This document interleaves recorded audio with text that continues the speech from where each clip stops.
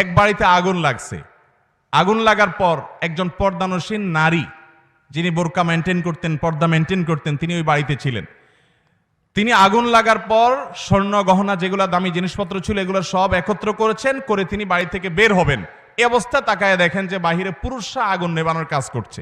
যেহেতু পুরুষরা আগুন নেভাচ্ছে, সেজন্য উনি আর বাহির না হয়ে ওই আগুন লাগা ঘরের খাটের নিচে তিনি যাই লুকিয়েছেন, যার কারণে আগুনে পুড়ে তিনি শেষ হয়ে মরে গেছেন।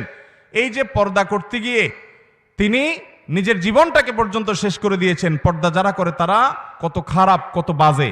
এ হলো গল্প, এ হলো আপনার গল্পের নামে পর্দার বিদ্বেষ আমার সন্তানকে শেখানো হচ্ছে। ভাইরা আমার, আচ্ছা আপনি আমাকে বলেন, কোন বাড়িতে যদি আগুন লাগে, কোন নারী যদি সে আগুনের মাঝখানে পড়ে যায়, পুরুষরা আগুন নেভাচ্ছে, এই অজুহাতে কোনো মুসলমান নারী বের হবে না?